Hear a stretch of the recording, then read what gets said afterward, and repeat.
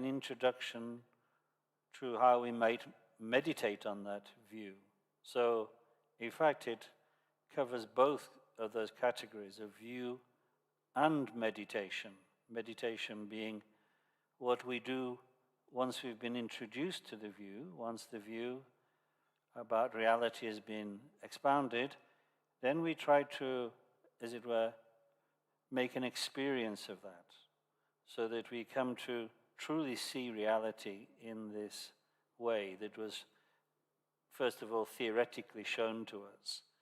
So Contra Lodro Thaye's text helps us in both these ways, both the theory and the practice of Shentong. Anyway, where we left off yesterday, we were still studying the first of the three major sections of the work, which was Contra Lodro Thaye's explanation of the sources where this teaching comes from, in Buddha's own teaching, of course, and who then transmitted it later on in India and then finally in Tibet. So now we have a second and shorter part of the history to do, which Contra Lodro Thaye entitles The Specific Sources. And as I think I mentioned yesterday, what this signifies is that what we studied yesterday was generally where did the Buddha nature teaching, which is of course the key point of Shentong, where did that come from in Buddha's sutras, and which masters wrote commentaries on this, and who then presented the Shentong view in India and Tibet.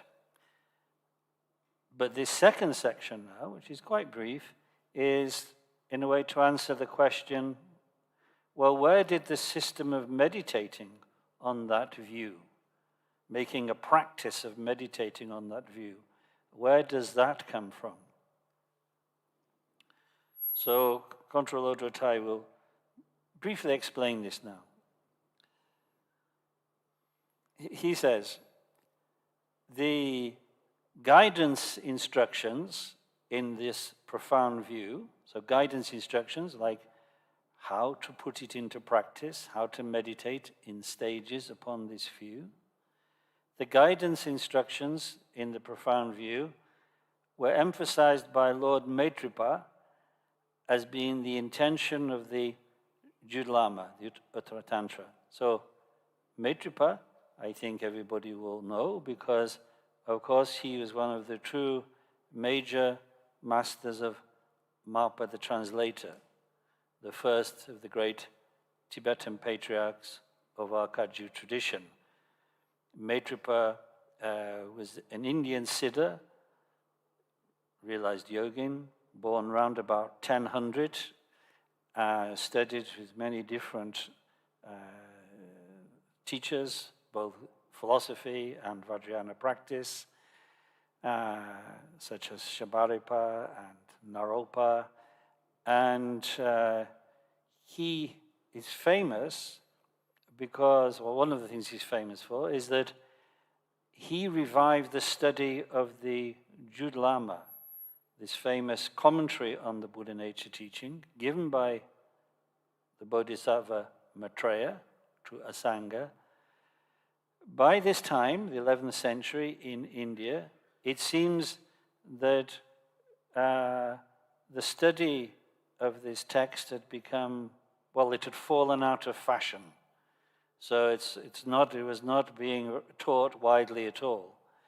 But Maitripa, it said, had a vision of the Bodhisattva Maitreya in Bodh Gaya, and Bodhisattva Maitreya revealed to him this text. I mean, it had been taught for centuries before, but it was like a kind of special revelation by the Bodhisattva to Maitripa. And so Maitripa realized this text was of extraordinary great significance. And so he meditated on it. He actually made it a practice to meditate on the teachings in the Jude Lama, or Uttara Tantra. So this is in the first source of practicing meditation in a systematic way on this particular view.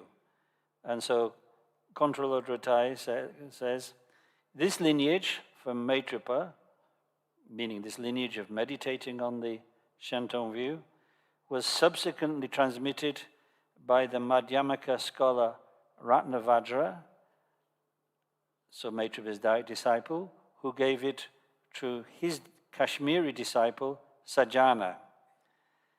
And so from then it came to Tibet. And Kontul says, so this is known, this lineage from Maitrapa through Sajjana, based on the Jude Lama teachings, is known as the common tradition of guidance in this view. So in other words, one might summarize this as saying that Maitrapa saw that there was within the Jude Lama a system of meditation. It was not just a text of theory. And that is one way of meditating on the Shentong view.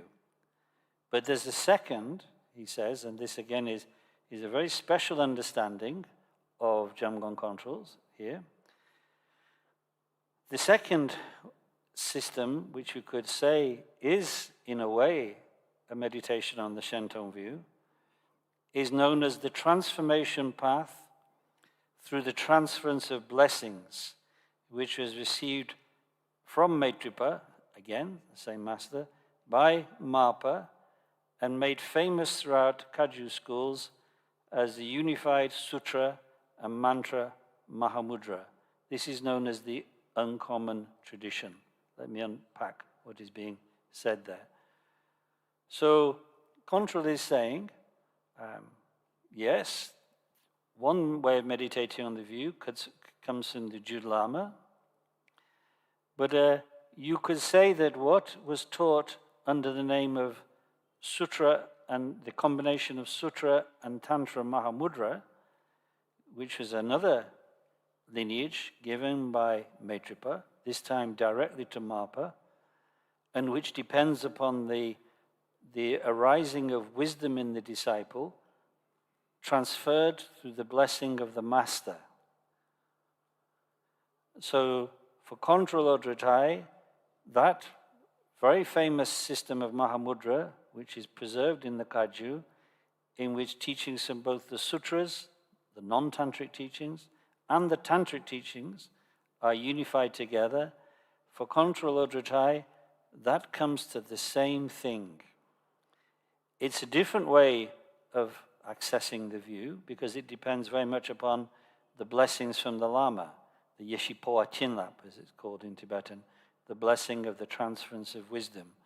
But finally, what is being pointed out in that way, through the Mahamudra system, is no different in what it's saying about the nature of mind, the nature of reality, the Buddha nature, in short, than what is being taught in the Jude Lama.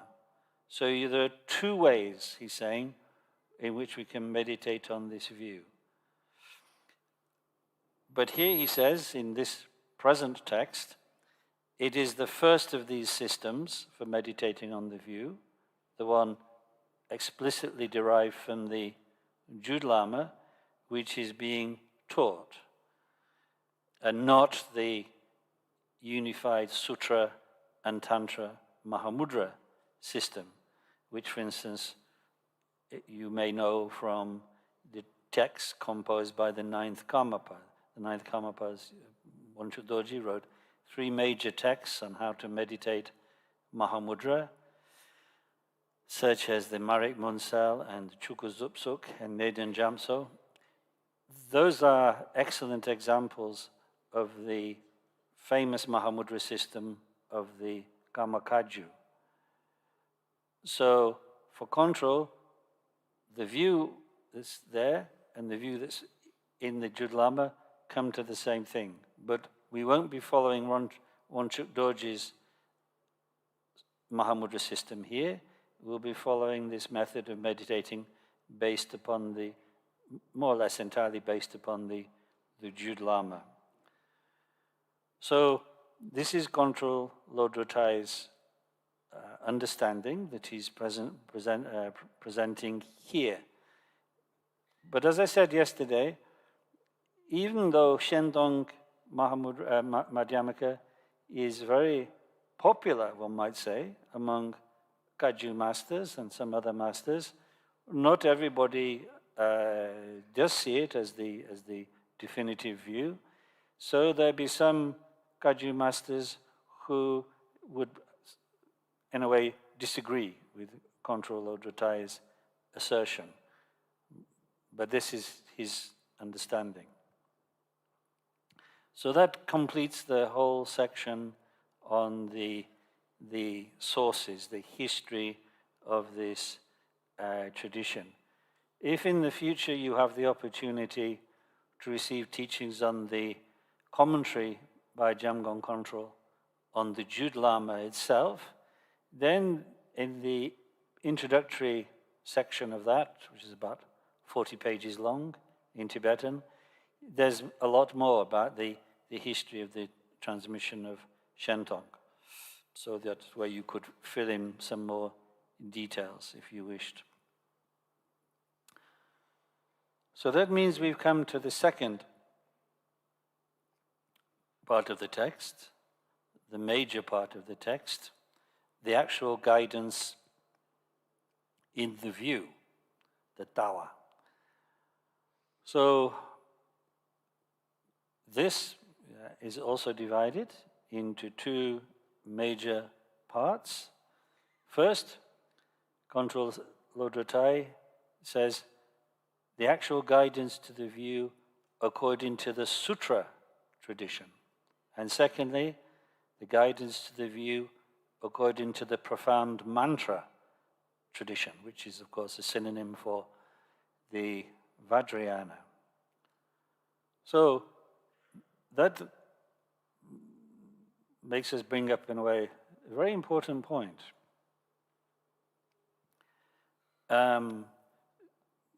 In this text, we'll mainly be following the presentation according to the sutra tradition, because, as I've said now 2 or 3 times, mainly what we get when it comes to the meditation on Buddha nature is we follow what was taught in the Jude Lama.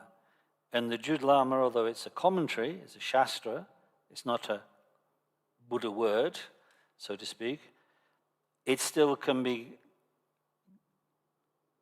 understood as belonging to the general category of sutra teaching, in that it's based upon sutras and it doesn't have any reference to the tantras. But Contra is saying that this Shentong view, yes, one of its sources is the sutras, preeminently like the Jude Lama, but we also find it presented in the Vajrayana, in the tantras. So you can get to the same view by 2 methods. One following the non-tantric method of the sutras, like the Jude Lama, but one by entering into Vajrayana and by receiving the teaching on the view that's presented there. So that means then that actually when it comes to the view, the nature of reality, there is no distinction between what is presented as the view in the sutras and what is presented in the tantras. The terminology might be slightly different phrases are used, slightly different language is used, but the reality, the essence of the view presented in the non-tantric and tantric teachings is identical. As the great Sakya Master Sakyapandita says, as the nature of reality is beyond all elaboration, and this view is clearly taught in the Mahayana Sutras, it's a mistake to think the Tantras or the Vajrayana has a different view or a higher view. Because you cannot have a higher view than the unelaborated, because the unelaborated means no conceptual formulae, no language can grasp the nature of reality. So if you say the Vajrayana has a different view, you're saying the nature of reality can be grasped through language and concept, meaning your Vajrayana view will be lower than what is presented in the Mahayana. The distinction, therefore, between the sutra presentation and the presentation from the Tantras is about method, not about view. And that's extremely important to understand, because sometimes people mistake the slightly different terminology used in the Tantras for meaning the view that is being taught is different. And that is not the case. As all the great masters, not just Sakyapandita, but also Mipam Rinpoche has also insisted on this, so that we must understand. And therefore, that's why Control Rinpoche, Control Lodro Thai here, can say, I'll first describe how you can realize this view through the common tradition of the sutras, and then later on, I'll describe how you can realize this view through practicing the Vajrayana.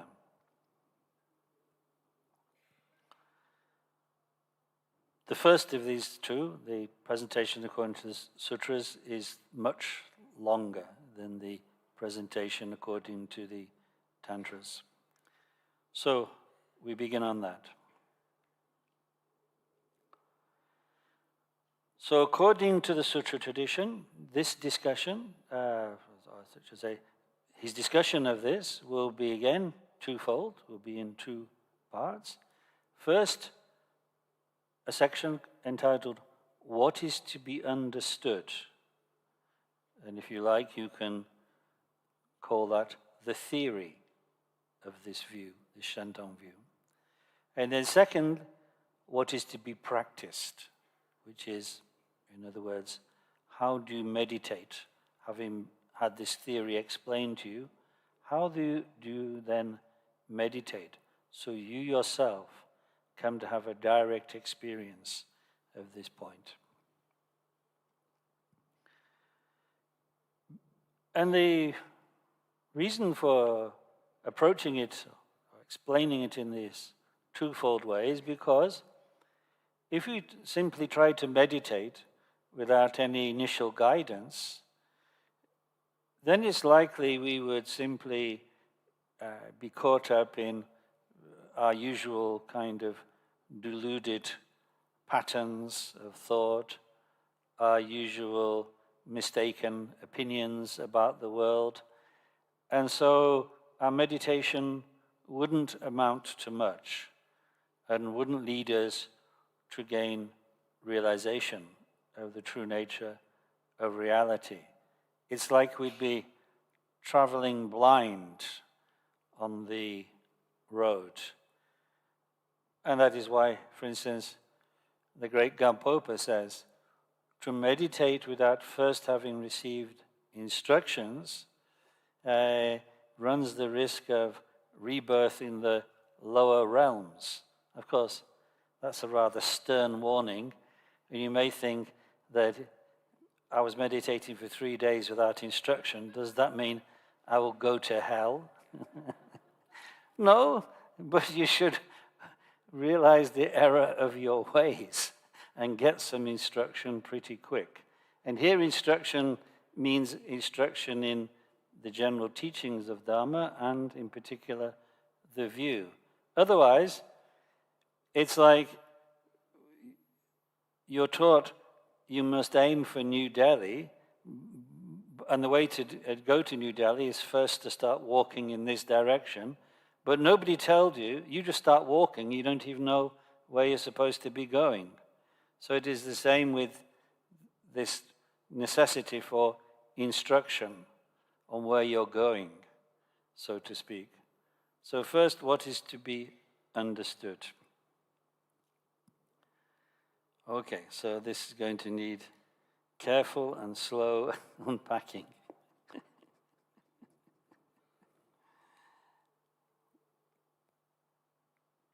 Controller Thai begins.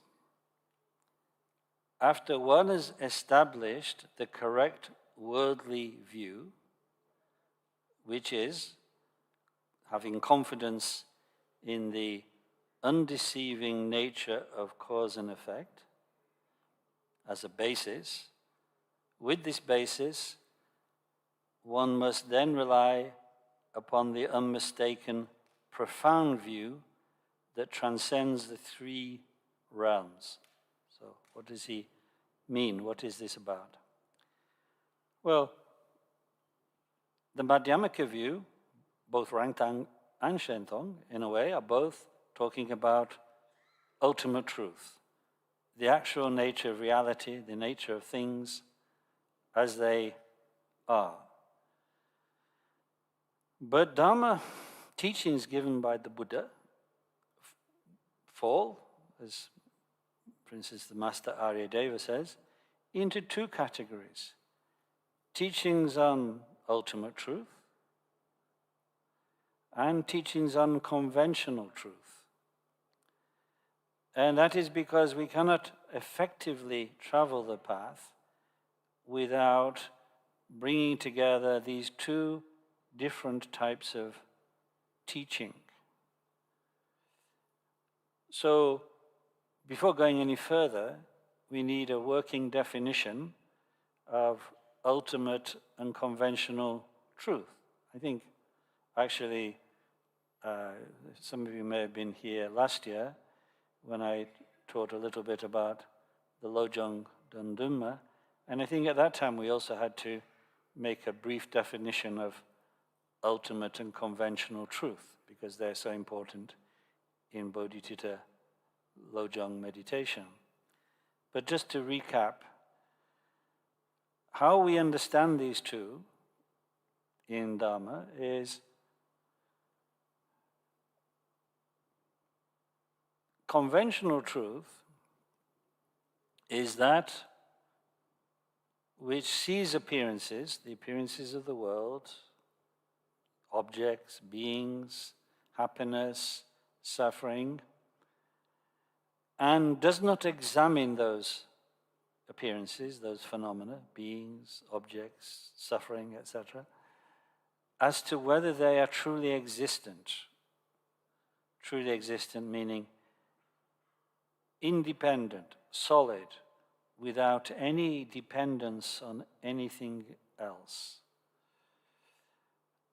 So, what I see through my senses, as long as they're undamaged, when I see a table, when I see walls and so on and so forth, then that is conventional truth. Conventional truth is like if I reach out my hand and hit strongly against this table, it will hurt. And in there I assume there's a hand, there's a table, and there's real pain. And that works, by the way. It's true, it hurts.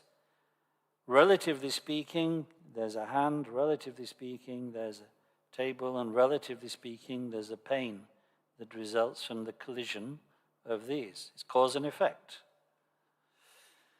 Cause, hand, violent movement, table, result, pain. But if I were to analyze these, if I say, is there a real table there? I couldn't actually finally produce a real table, because I would be, first of all, I could easily deconstruct the table into its constituent parts. The legs, the flat top, etc. And then I could say, but there's not even any legs without there being a table. And there's only a top if there's legs. And besides which, that wood which comprises the legs is made of atoms. And besides which, if I analyze the atoms, I don't find any truly final, irreducible particles at all. So there's the appearance of table, and it seems to work. I can place things upon it, but finally there's no independently existent table. What is there? There's emptiness. Emptiness of table. That is ultimate truth. So the way we define conventional and ultimate truth is, conventional truth is that which appears when you don't analyze, when the mind does not analyze the actual reality of those phenomena. Ultimate truth is emptiness, which you find when you analyze what appears. Are they in two different worlds, two different realms? Not really. The table appears through the coming together of causes and conditions. That is its very emptiness, that is a dependently arising phenomenon. So emptiness is not something above the table or higher than the table. It's there in the very appearance itself. Whether I see ultimate truth or conventional truth is really depending upon whether the mind analyzes. That's it. So here, Control Rinpoche has used the term worldly, the worldly view, and it's a synonym here for conventional truth. Worldly meaning worldly people like us who do not analyze phenomena. That's how we see things. And the transcendental, as he said, the transcendental or unmistaken profound view, that's a synonym for ultimate truth. But there's something else important here. He's used the term correct worldly view. You might say, didn't you just strongly hint or suggest that the worldly view is always wrong because you're not perceiving the true nature of phenomena, which is that they're empty? Well, yes, in a way, that's so. But, as the great Master Chandrakirti said, we can distinguish, even in worldly view or conventional truth, between a correct one and an incorrect one. The example I gave of the table and pain and so on is a correct worldly view. That's what happens when these seeming entities, seeming but not real, hand, table, and so on, seem to collide. It seems that pain is produced. But an incorrect worldly view would be a misreading of even that situation. So, for instance, imagining that pain will not arise, but something else when I hit my hand upon the table. Or thinking, for instance, that from a barley seed, rice could grow. No, from a barley seed, only barley can grow. It needs a combination of water and earth and sunshine, of course, but barley grows from barley seeds.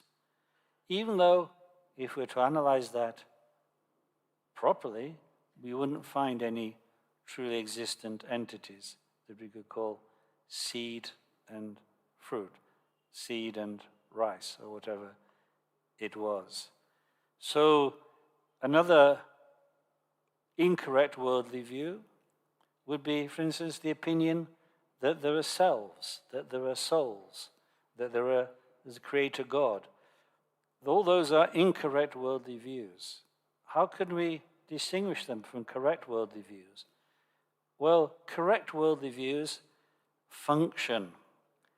The table is really a table because it comes from the appropriate conditions, a tree, a carpenter, tools, and so on. And it also is functional. I can rest things upon it. But on entities like a creator God or a true self or things like that, or visual hallucinations, they can't even function, even in a worldly way. So all this is to explain this passage, because he's saying something very important for us here, which is that we need a basis in the general Dharma teaching, particularly the Dharma teaching on karma, cause and effect, if we're to approach the ultimate type of teaching as in the view.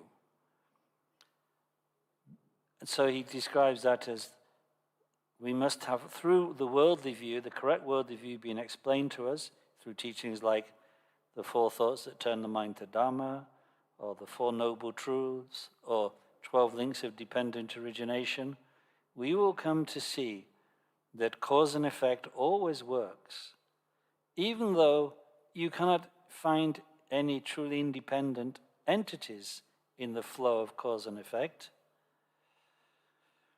Nevertheless, things work. Barley seed, as long as it's assisted by water and soil and sunlight, definitely will give rise to barley as a crop, not something else.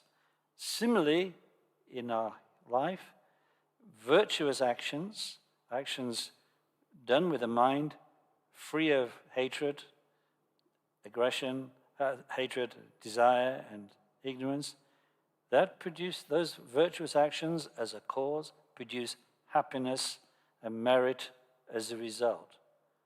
Actions done through desire, aggression, and ignorance, by contrast, as a cause, produce suffering as a result. And without firmly understanding that, and therefore creating a virtuous life, living a virtuous life, then we'll be in no place to go beyond this, to reach for liberation. So Buddha taught moral discipline first, like Nagarjuna says in the friendly letter. Just as the earth is the basis for all living beings, so moral discipline is the basis for all training in the Dharma. So, although this will not be a major topic in the text, Contra Lodro Thaye is careful to mention it to us before we start to, as it were, get all transcendental and concentrate on ultimate truth. So we need that teaching on cause and effect as a basis on which we can rely, so that then we can be introduced to the unmistaken, profound view that transcends the 3 realms. Why is he saying that? Because if you only practice moral discipline, you will not transcend samsara, signified here by the term the 3 realms: desire realm, formless realm, the totality of samsara. You can get a good rebirth, you can get temporary states of happiness, merit, through practicing virtue, but you don't unlock the prison of samsara. Why not? Because for that you need wisdom. The reason we're in samsara is because of mistaken view, a misreading of reality, one that is very subtle, which is the dualistic view, and one which is a little bit more gross, the view of that we have a true personal self. But either way, the whole of samsara rests upon, springs from our misreading of reality. So morality alone cannot conquer ignorance. It helps to create the right, as it were, emotional environment in us, the right social environment for us, and so on and so forth. But we can only conquer ignorance by wisdom. So for that we need the teaching on the ultimate truth teachings. In this case, the Madhyamaka view. So now from now on, well, more or less in the text, that is what we're going to be, Contra Lodro Thaye is going to be expounding to us. Well, in a way. Because remember that we said yesterday that we talked about the 3 turnings of the wheel and the 4 tenet systems, the 4 philosophical schools, that for most of us, it's like we need a ladder to climb up to finally be able to, as it were, see the true nature of reality. Why is that? It's because our ignorance is kind of like so deeply embedded in us that there are many levels of our ignorance. Again, to switch analogies slightly, it's like an onion. There's so many rings within that have to be stripped away to get to the core.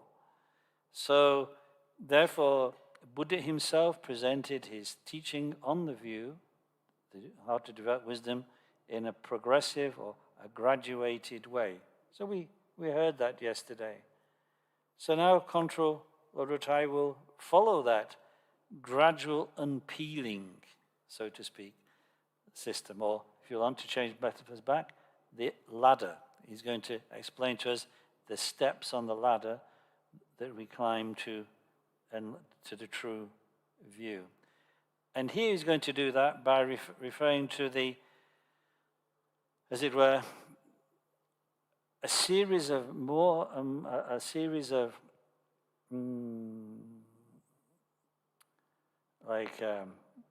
progressively clearer, more accurate seeing of the nature of things, through reference to how the ultimate truth is viewed in the different Buddhist systems.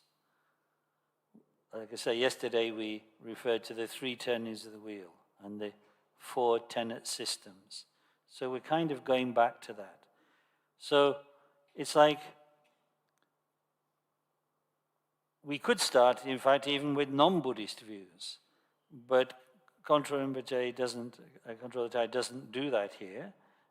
He starts with, as it were, the first ladder, first rung, first step on the ladder of Buddhist views, because that is like the antidote to the very clearly mistaken views of the non-Buddhists. So here's how he tackles this. So regarding ultimate view, in particular, the disciples is a translation of the Sanskrit Shravaka, or in Tibetan Nyentu. There, if you like to use that term, the Hinayanists, ones who follow the practice of the teachings of the first turning of the wheel and practice for their own individual liberation. For them, as he says, they meditate, meaning as what view do they meditate on? They meditate on establishing the selflessness of the individual person. And this makes them Buddhist, of course, in their view, because all non-Buddhist systems, one way or the other, whether they're theistic or even materialist, eternalist and annihilationist, as we would say, using classical Buddhist terms, they all assert that in some way there is a truly existent self. That it's either my body or owns my body, or is my states of mind or owns my states of mind. In short, in Buddhist terms, all non-Buddhist systems class the 5 aggregates, or one of the 5 aggregates, as a true self, permanent, independent, and autonomous. And the Shravakas, following the first turn of the wheel, they see through that. They see that you cannot find such a truly existent entity, because your body is constantly changing and it's multiple, it's made of a vast variety of things, so it's impermanent and not singular. But you, yourself that you believe in, would be permanent and singular. And also your body is not autonomous. It cannot control its experiences, its states. And even your mind, or your 4 mental skandhas, from feeling through to consciousness, they're multiple, they're constantly changing, they cannot control themselves.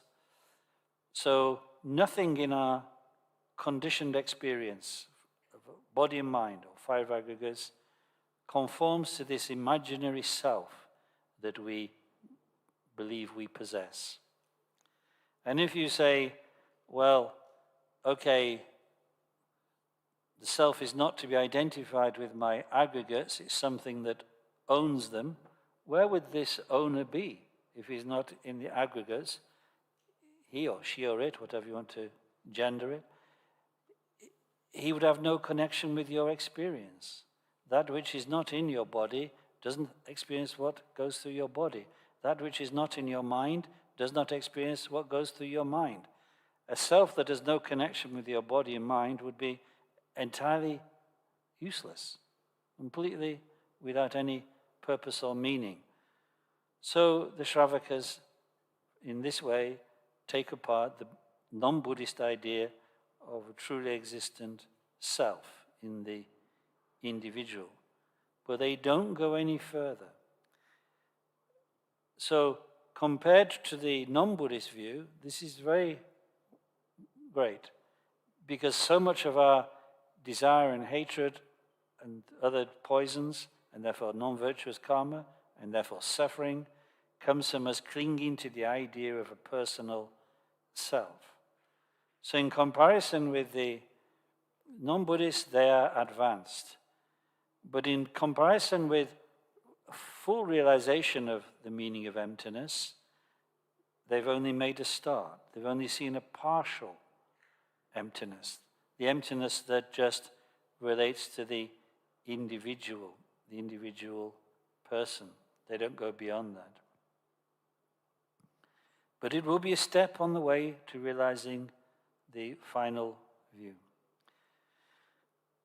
Then the solitary realizes, so Control Thaye, instead of using the scheme of the four tenet systems, the four philosophical schools, plays around a little bit with that and follows a slightly varying scheme which says, well, there are two types of view held by, if you like, Hinayanis.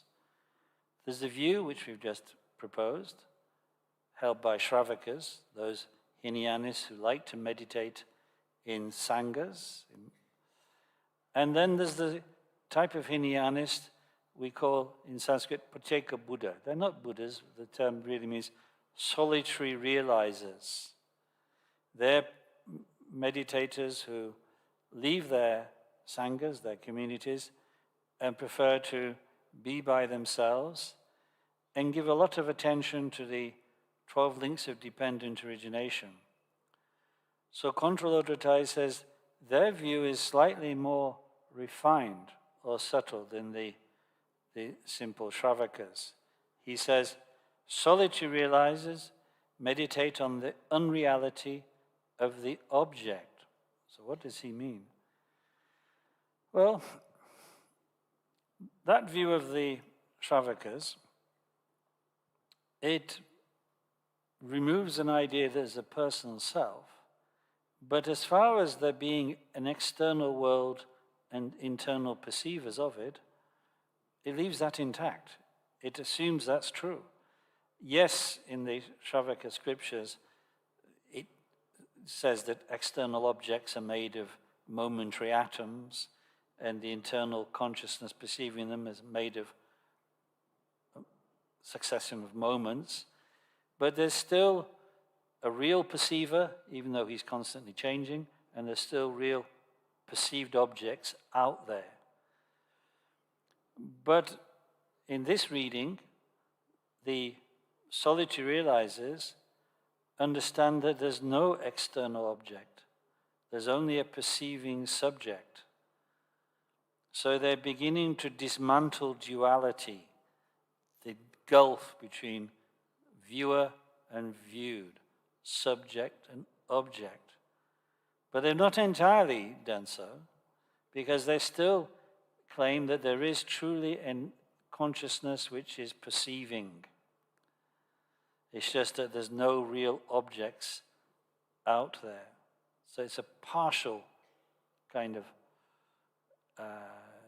as I say, dissolution of duality, but not a complete dissolution. So for control, that is a step forward, next step on the ladder upwards of views. Then, thirdly, the Yogacharins. They meditate on the emptiness of both subject and object. Okay, that needs a bit of unpacking. Yesterday, when we talked about the four tenet system, this school, this third of the four philosophical schools, I named Chittamatra, mind-only school. But although the subject is very complex, just to make it simple and tidy now, one could say the Chittamatra also has an alternative name, which is Yogachara, which sounds like meaning those who practice yoga. But here yoga means meditation, in fact. Because it's a characteristic of the Chittamatra school that their masters gave a lot of time to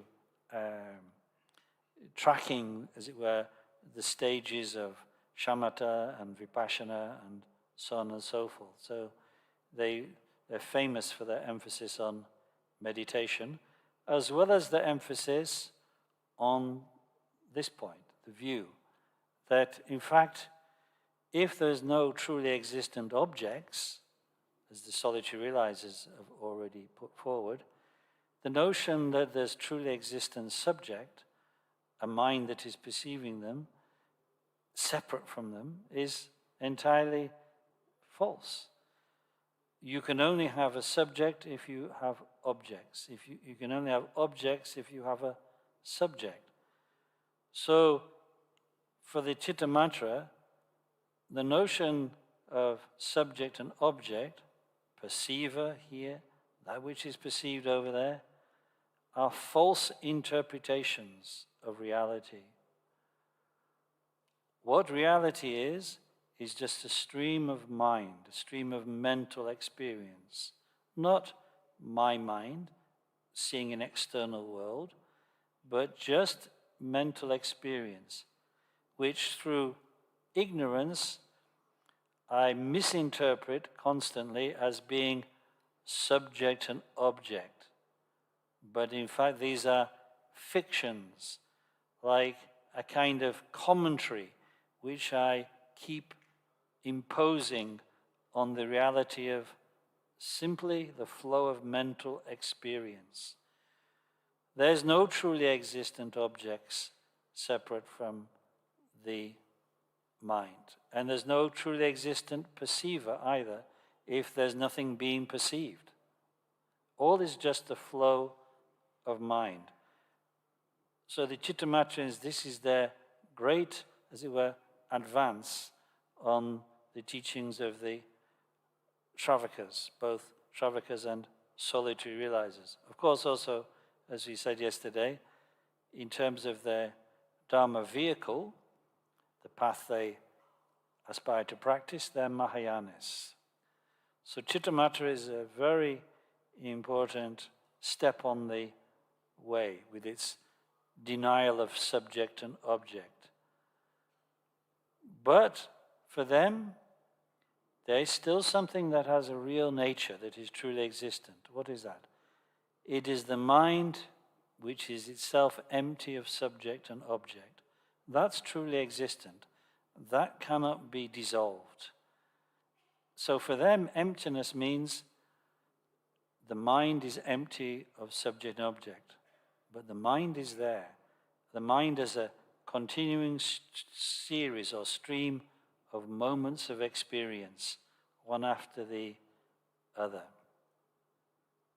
We'll be coming back to them later in the presentation of the view. And then, so we're climbing on our ladder of the view, and then common Madhyamikas. Common Madhyamikas. Common means ordinary. It's not a comment on their social class. That's a joke for the English. They're not common as muck. So a common Madhyamaka is a synonym here for actually Rangtong. The teachings of Madhyamaka following the second turning of the wheel. So common Madhyamikas meditate on the essential emptiness of all phenomena. So not just physical objects, not just selves, not just moments of consciousness, but even the mind, the basis of all that's asserted by the Chittamatrins. The mind empty of subject and object. That also is empty of any intrinsic nature.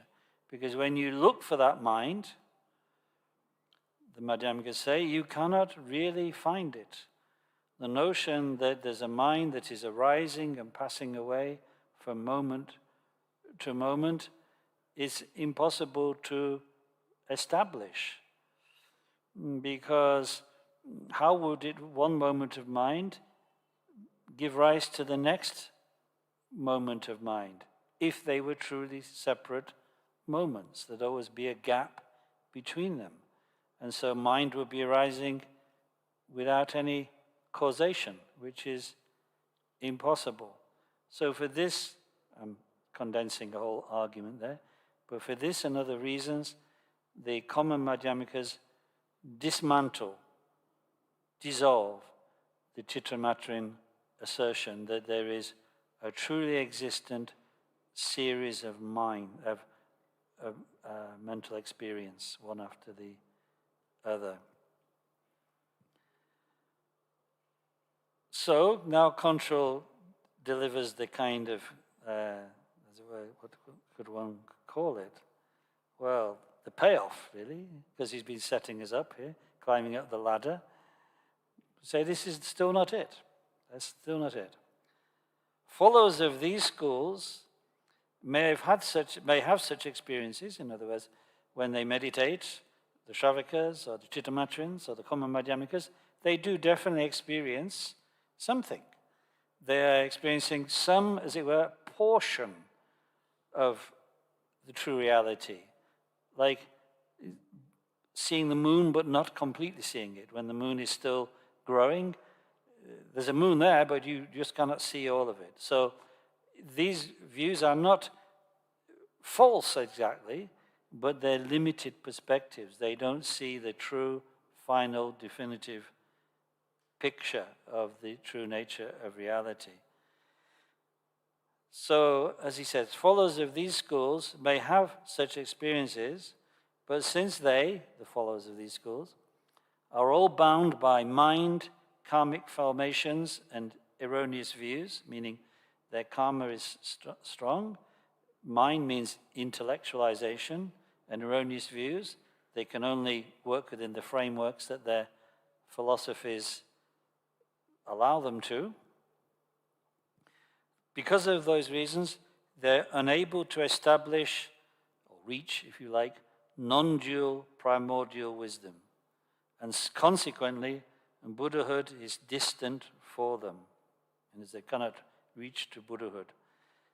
Because they're unable, crucially, to establish non-dual primordial wisdom. The non-dual primordial wisdom is what turns you from an ordinary worldly being into an Arya, a noble one, who is therefore destined to achieve Buddhahood, who cannot, as it were, decline from that, fall from that path to Buddhahood. Non-dual primordial wisdom is when, so to speak, your mind and ultimate reality fuse inseparably. So beyond the idea, I am seeing reality, in which idea there's still a separation. There's me here, the experiencer, there's reality over there. All such conceptualization as experiencer and object, mind and ultimate reality dissolve because they're all fictions that I've been carrying since beginningless time, ways of misreading reality. In fact, my mind is none other than fused with reality now.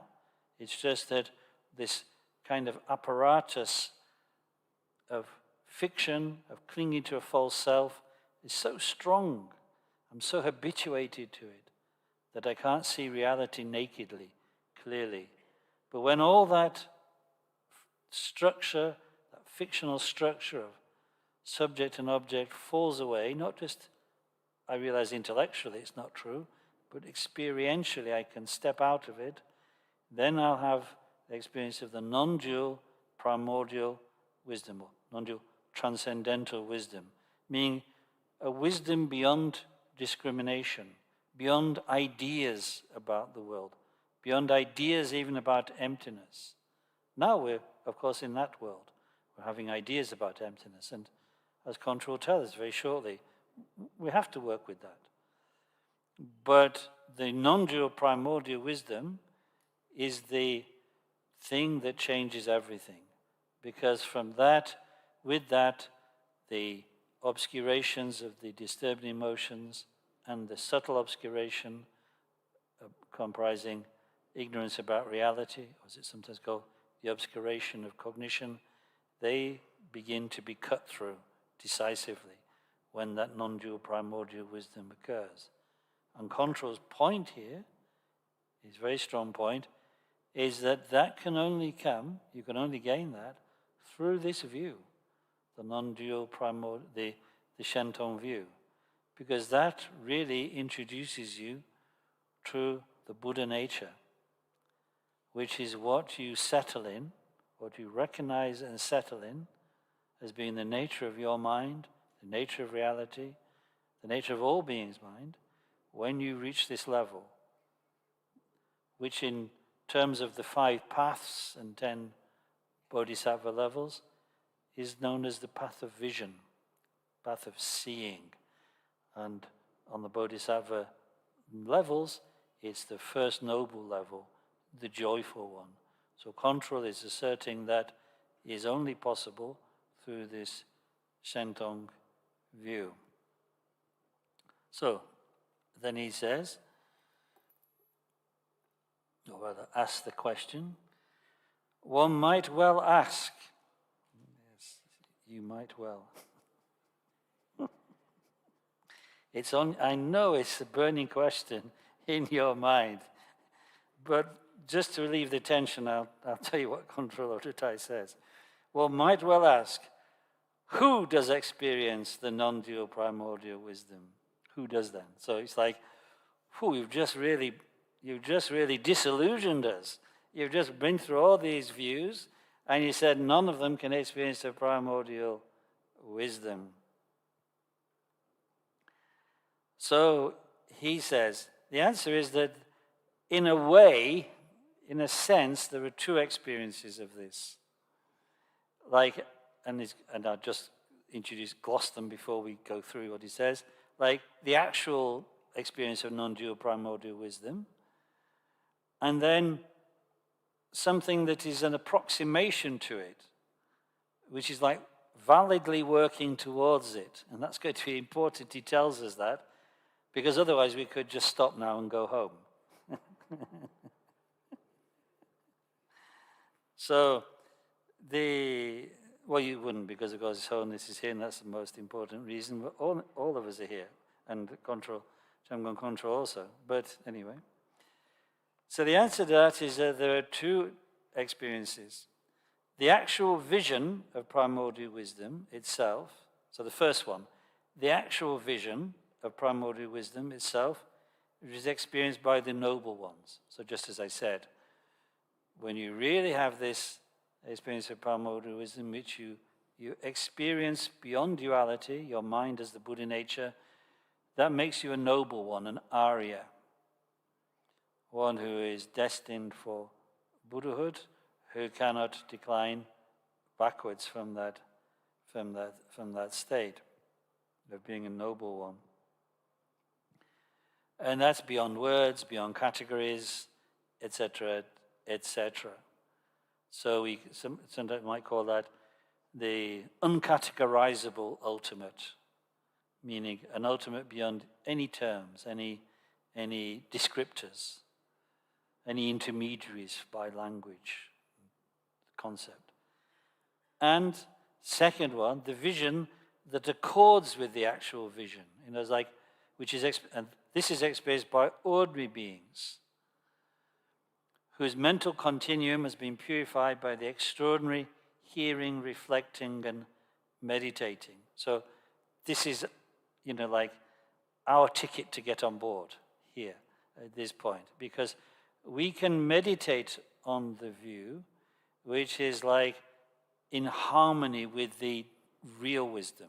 The real wisdom we cannot get yet, but we can, as it were, start to put ourselves in the area where this true vision, the definitive vision, can happen, can arise.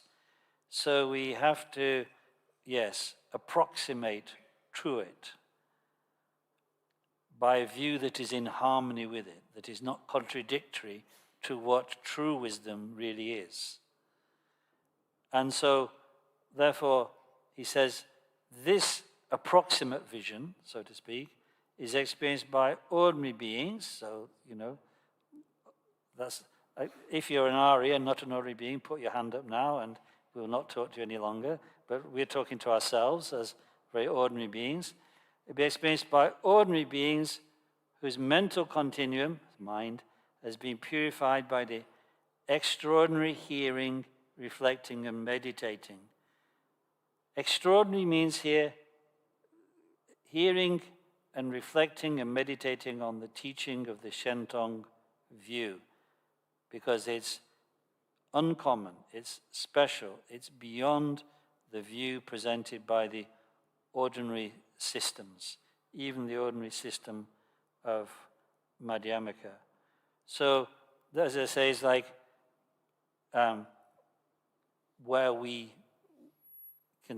can start on this, why it's useful to meditate on this, because even although the view is now going to be presented to us in terms of language and concepts and so on, it prepares us for that which will go beyond language and concepts. Whereas if we're not prepared for that by this kind of helpful language, we're not going to get there. It's like, that classical analogy of the finger pointing at the moon. You can't mistake the finger for the moon, but if you look at the finger and follow the direction the finger's pointing, you get an idea of where the moon might be.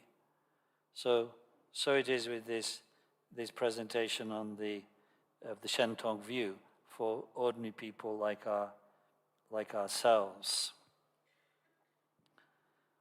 So that's the beginning of this teaching on what is to be understood.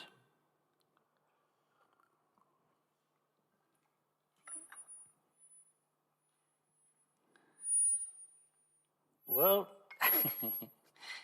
it only gets more simple. No. Actually, it only gets more complex from now on. So, inspired by my master, I think at this time we can cut to questions, if there are any questions, before we go any further, and run the risk of damaging whatever kind of dim picture is emerging in your mind, of making that impossibly complicated. So to prevent that, we perhaps could have questions, if there are any.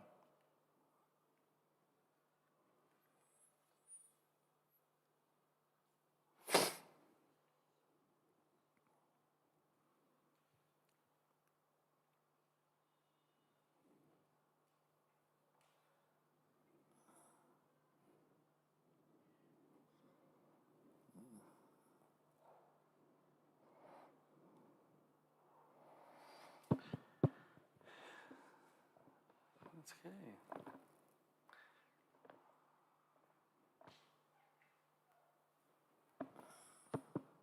Hi. Thank you, Yes. first of all, for sharing your wisdom. I was asking myself, where does Detong and how does Detong come into place? Yes, my understanding would be... What is your understanding? None, actually, probably none, but Okay. it would be the experience of Shentong. Sorry? The experience of Shentong? Okay. I'm afraid this is a kind of confusion of categories. So I should explain in more detail, I guess. In terms of Madhyamaka, the view is only presented in these terms of either Rantong and Shentong. There's no presentation of Detong. Detong is actually a term from the Tantras, and specifically from Anuttara Tantra, Supreme Yoga Tantra. In Supreme Yoga Tantra, in any major initiation in Supreme Yoga Tantra, such as Hevadra or Chakasamvara or Kalachakra, each initiation has its own, linked with each initiation is a path, and linked with the practice of that path from that particular initiation, there's a particular experience that arises, which is in a way some kind of confirmation that the path is working. So for instance, when you receive the Vase initiation, in a major initiation, then the path you practice is the Cherim, the development stage, the deity yoga. And the confirmation that the path is working for you is you have an experience of Nangtong, which means the union of appearance and emptiness, that you see the deity, this body in this way, that it doesn't go beyond emptiness and appearance. When you receive the second, when you practice the path derived from the second initiation, in a major initiation, that initiation is known as the secret initiation. And the path that comes from it is, to simplify, but is actually Chandali, or Tumu, the heat practice. It has associated practices with it, but it's essentially Tumo. And the experience that arises through practicing that path is called Seltong, which means the union of clarity and emptiness. If you practice the third path, derived from the third initiation is called the wisdom relying on transcendental wisdom initiation, and the path that comes from it is known either as the Mandala Chakra or the path of messengers. In short, it is relying on the consort, the path of relying upon the consort, whether actual consort or wisdom consort. And the experience that arises through practicing in this way is called Detong, the union of bliss and emptiness. When you practice the path derived from the fourth initiation is called the word initiation, or simply the fourth initiation. And the path that is practiced from this is Mahamudra itself. And the experience that arises from this as confirmation path is Riktong, the union of awareness and emptiness. So Detong is a name for the experience derived from the practice of the third initiation. It is not to be confused with any Madhyamaka view at all.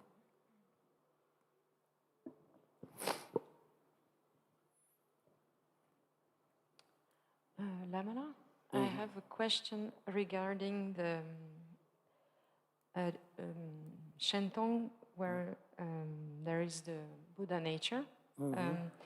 Isn't there a danger for to confuse it with the Chittamatra view, where there is this mind only that I don't know if you understand what I mean. Yes, of course, because many masters have said that is a danger, and even some non-Shentongpa masters have said actually the Shentong view is nothing more than Chittamatra.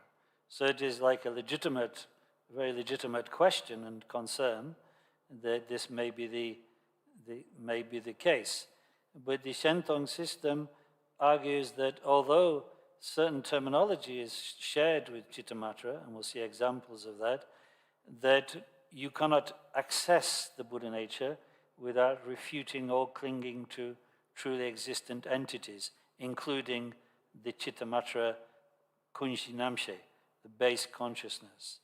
So they would argue that the mind that is, although we can talk about the mind and the Buddha nature, these are not to be confused with the mind-only presentation of the Kunji Namshi.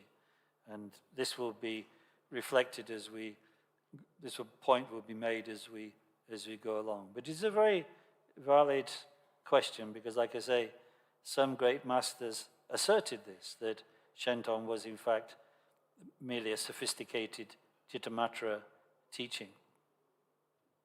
Obviously, Shentongpas don't agree. Yes. Dear Lama, Yes. I feel that this topic is quite important to be familiar with emptiness and to.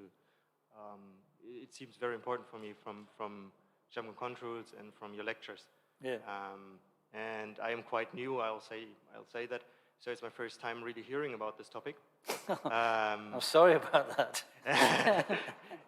Hang on.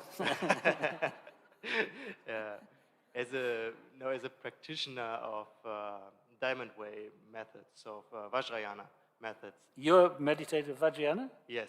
Oh, then you need this, for sure. Where exactly do I come into contact with this? Is this a natural part of the practice, or I'm a bit confused because I think this was Mahayana and Sutra based somewhat. So where do in Diamond Way, or Vajrayana, where do I come into contact with this topic, with this in my practice? on the view, Yes. your lamas should explain it to you. Okay. That is their job, to teach you the Okay. correct view. Okay. Now, that could be the Rangtong view or it could be Shentong view. Either excellent presentations of Madhyamaka. But to fully practice Vajrayana without having the view, you may as well be a Hindu. Okay. Because otherwise, Hindus, like Shaiva practitioners, they like colorful deities also. Shaiva yogis do control their breath and things like this. And so do we in Vajrayana. But we do it with refuge, bodhicitta, and the Buddhist view. Otherwise, we're just Tirtikas. We'd just be like Hindus. So it's the job of the lamas to explain the view properly. But it's a big thing, so it takes time. So don't worry about that. But make an effort to receive such teachings. Dear Lama, I have 2 questions. Yeah. First questions, Buddha nature does not exist in the Shentong Madhyamaka, right? Did I understood well? Buddha nature is in the Rangtong is like a synonym for emptiness.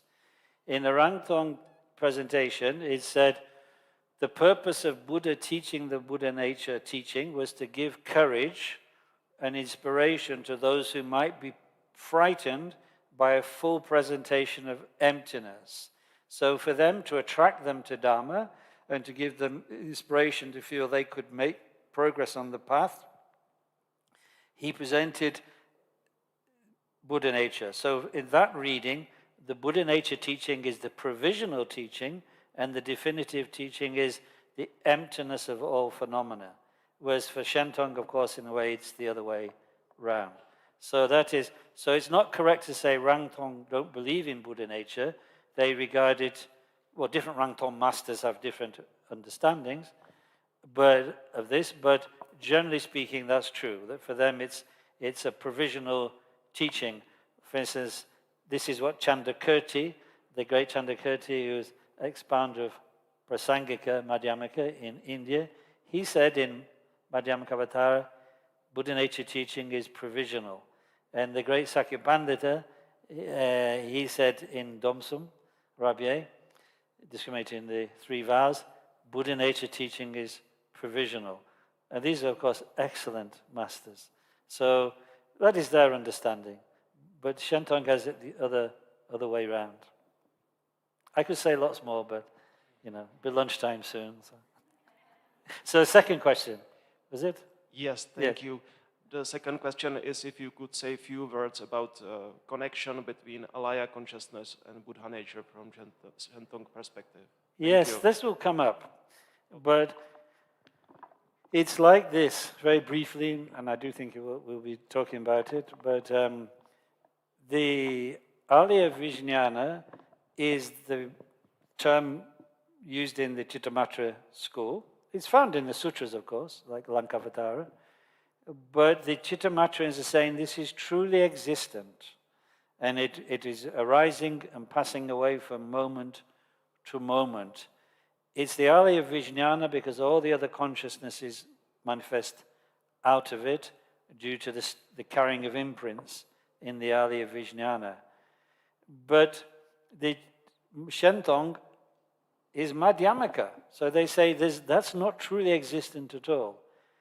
Shentong actually, and other people might say, the Chittamatra is a good explanation of conventional truth, how things arise from moment to moment, how karma is carried from life to life. But ultimately, there is no truly existent mind. So Shentong masters would say, we agree there's no truly existent mind. The Buddha nature is not an entity that begins, arises, and passes away. It's unconditioned. Even the word mind is just a signifier. It's not a valid description of it. So, but we'll come back to this. But like I say, this is in a way going back to the whole, what do Rangtompas think of Shentong? The question. The Rangtompas will say, no, you, Shentongpas, you are really believing in the truly existent Alaya Vijnana. You are truly Chittamatrins. One more question from my side to your left. Over here. Oh, yes. Hi. Yeah. Thank you for your explanations. I think I lost you at some point. And Not surprised. You know, I lose myself constantly. Right. I'm still looking, you know. Yeah. So I was wondering if we could try to find that spot and shine a little bit more attention on it. And there was, when you were explaining the different ladders. Yeah, the steps on the ladder, yeah. Yeah, the different steps. And from how the one step was to eliminate object and subject, and then there's a step of only subjectivity. Yeah. And then the next step would be to even eliminate that. Yeah. Right? Even eliminate the idea of subjectivity because there's still duality in it. Yeah. And to then describe it as a free flow of mind. Yes. And now I'm wondering, what is the difference between subjectivity and free flow of mind? Because for me, the concept of mind still implies a subject. Well, that's what the Yogacara, that's what the solitary realizers are asserting, that I'm still an owner. But we would say, if you're not owning anything, how can you be there as an owner? So the Chittamatrins say, this is an incomplete demolition of dualism that you're doing. If there's nobody out there, if there's no children, there's no father. If there's no objects, you can be no subject. So it's like they left that analysis incomplete. And usually, you see, when we do this ladder, we go from the two Shravaka schools of Vaibhashika and Sautrantika. So we don't talk about the solitary realizers and their specific view. But as it's mentioned in the sutras, then Control Lodrita has decided that he will describe the ladder as having these steps. But it's not very common, that particular, like paying attention to the solitary realizers and their view. But I would say that it's like they can see that, of course, the mind is not accessing anything external to itself, but they're still thinking, well, the mind is still working. But if it's not working on anything, how is it working? And that next logical step is what the Chittamatrins come to. So we will explore this in the future? Yes. That's what you're saying, okay. Yeah. And so, just to clarify, is there subjectivity in mind or not? Sorry? Is there subjectivity in mind? No, because there cannot be subjectivity if there's no object. Okay, thank you. Yes, okay. Just very quickly, since you talked about initiations before and the 4 different ones, could you very briefly explain what happened in the Diamond Way initiation we got the other day? Because it seemed that Vajrasattva initiation. Vajrasattva. Yes. Diamond mind, sorry. Vajra doesn't mean diamond, but that's a whole other subject. But it seemed that we only got the Vars initiation. Yes, you did. That purified body, speech, and mind. Yes, this was a very short initiation. It's a Nyingmapa initiation, actually. So they have slightly different categories, such initiations, but it was not an initiation which grants you permission to practice the 4 paths that I mentioned. Such a major, that would be called a major initiation, and it would take place usually, but not always, over 2 days. So this just granted you permission to meditate on Vajrasattva. Thank you.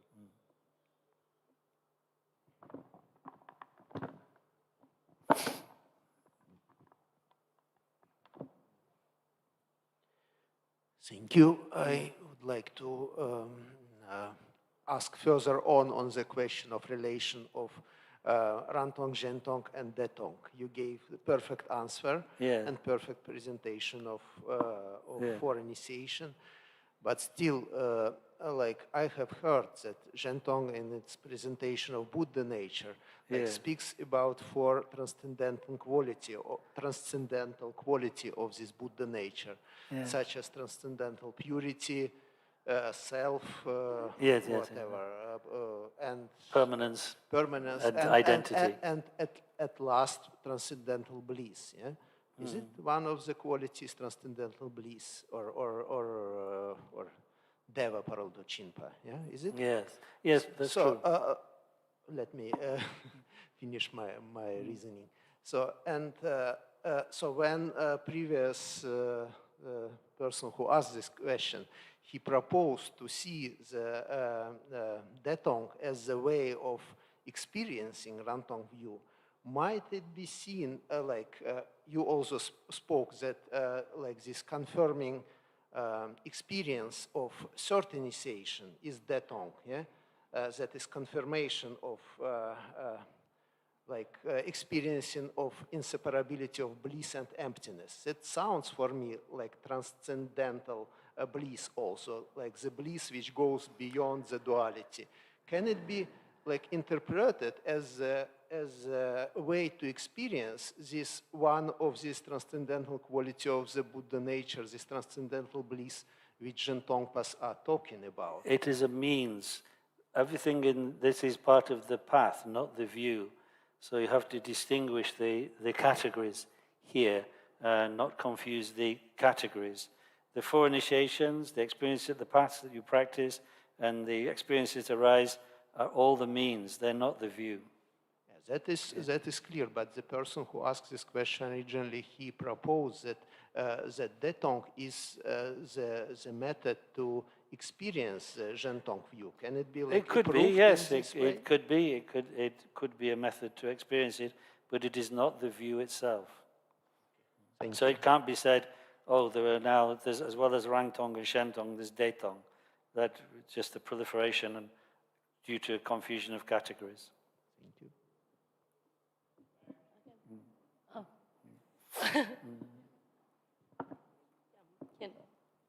Yes. Hello. Okay.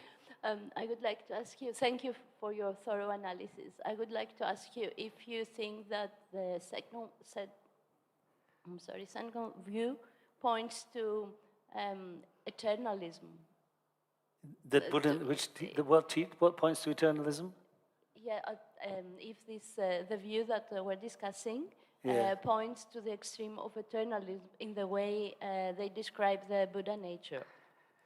Well, you see, that is the argument of some critics of the Shentong teaching, that they say it is it could be misinterpreted and could lead to eternalism. Certainly, the great master Gorampa Sonam Sengi, he suggests this, just as he suggests that the Gelugpa view leads to nihilism. So there are certain masters do say such a thing, but the Shentongpas will say no, because we're not proposing any entities are eternal, because eternalism means something that is created and never goes out of existence. But the Buddha nature is empty; it was never created, they would say. So it cannot be said to be eternalist view. But it's a good question. Okay, thank you.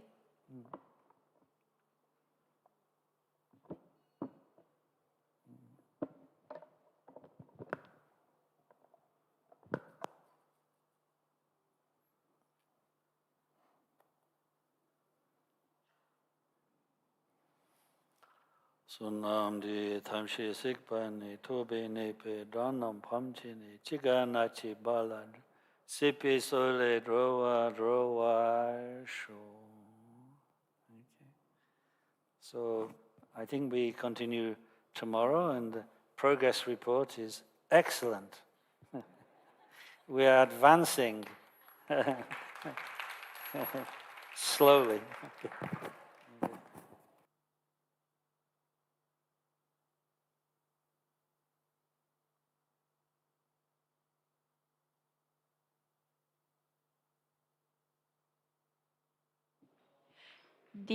Dear friends, please be aware that if you left any item for blessing yesterday on the table, they were already blessed, so you may pick them up. His Holiness blessed them yesterday. Дорогие друзья, пожалуйста, имейте в виду, что если вы оставили какие-то объекты для благословения на столе благословения, пожалуйста, заберите их, потому что 17-й кармап уже все благословил. And also, if you left any statues for filling in the Dharma shop, some of the statues are already filled, so you may go and pick your statues from the Dharma shop. Также, если вы оставляли какие-то статуи на заполнение, имейте в виду, они уже заполнены, и они находятся в Дharma-шопе. Пожалуйста, заберите их. And one important request regarding refuge.